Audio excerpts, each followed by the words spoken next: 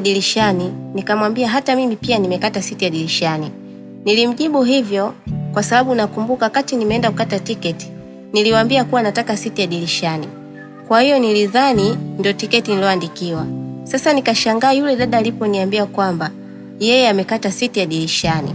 Nikamwambia hapana, mimi pia nimekata siti ya dirishani. Akasema, naomba usiwe mbishi basi, nipishe nikae. Siwezi kukupisha kwa kweli, hii ni siti yangu. Akasema, siti yako Sawa. Aliongea hivyo kisha akafungua mkoba wake aliokuwa ameubeba, akatoa tiketi akanionyesha. Jamani, niliumbuka. Nakuta namba sawa na kule nilipokaa, yani dirishani. Halafu naangalia tiketi yangu, nakuta kumbe nilisema lakini wala hawakunizingatia. Sasa sijui kwa ajili ya bei, hapo ndo sijaelewa. Basi Priana ikabidi niwe mpole, nikampisha yule binti akae, ila nilihisi aibu na hasira. Unajua mtu kama umebisha sana kitu, alafu mtu anakuja kukuzodoa, inauma sana. Nikanishuka nikampisha yule bibie. Safari ikaanza kutoka Dar kwenda Mwanza. Nilikuwa na hasira, maana ndio hivyo amenitoa kwenye siti ambayo niliamini ni haki yangu kukaa, alafu ndio hivyo likanishuka. Basi tulikaa kimya, hakuna aliyemsemesha mwenzake. Yeye akawa bize na simu yake na mimi pia ikabidi niwe bize na simu yangu. Nikaingia Facebook kumkagua Mbosso. Moyoni nikawa nasema, ipo siku kila mtu atanisalimia kwa heshima pale nitapokuwa msanii mkubwa kwenye hii nchi. Acha tu niteseke vya mwisho. Yaani hadi siti ya dirishani nimetolewa, ipo siku yatakwisha tu. Niliongea moyoni huku nikiwa nimejaa na makasiriko ya hatari juu ya yule msichana ambaye amekaa kwenye siti ya dirishani. Safari ikaendelea. Tulipofika Gairo, gari ikasimama. Abiria wanaweza kununua vitu hapo. Sasa mwenzangu na mimi, hela ya mchongo, nikawaza ninunue nini? Hata sikupata majibu. Yule binti ndipo akageuka, akanitazama na kuniuliza, wewe ushuki? Nikamwambia hapana, sishuki. Akasema sawa, mimi nashuka, naenda kununua chakula. Nikamwambia sawa, basi nikampisha. Lakini pia nikatafakari njaa.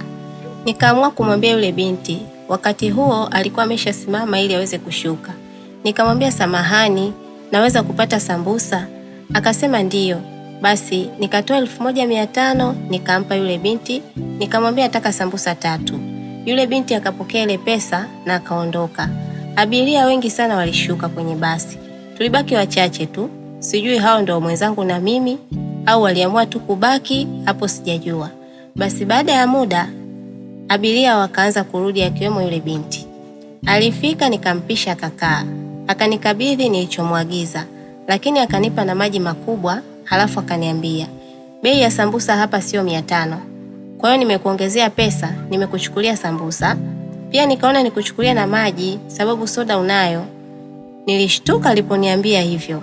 Ameniongezea pesa? Nikamwambia asante, lakini usingechukua kwa sababu sina pesa ya kutosha.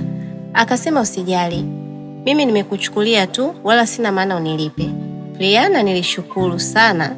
Nilimshukuru yule binti, hapo angalau mlo umepatikana. Soda nilikuwa nayo kwa sababu tulipewa abiria wote ndani ya basi. Baada ya hapo safari ikaendelea huku tukiwa tunakula mimi na yule binti. Yeye anakula mapochopocho ya maana. Na kiukweli mate alikuwa ananijaa mdomoni. Yaani natamani yale mapochopocho. Kama mnavyojua jamani, nyama huwa haizoeleki kabisa. Lakini nilishukuru kwa ofa yake kuniongezea pesa, angalau nimepata sambusa na zenyewe zilikuwa sambusa za nyama. Wakati safari inaendelea, mimi nilikuwa natazama kile chakula cha yule binti. Na yule binti naye akawa ananitazama mimi. Mwisho tukagongana macho kwa macho, tukaanza kucheka. Baada ya kicheko, tukaanza stori za hapa na pale. Baada ya stori chache, yule binti akaniuliza, unaitwa nani? Nikamwambia naitwa Priana. Akasema wow, jina zuri sana. Mimi naitwa Katrina. La kwako ni zuri zaidi jamani. Usinipange bwana Priana.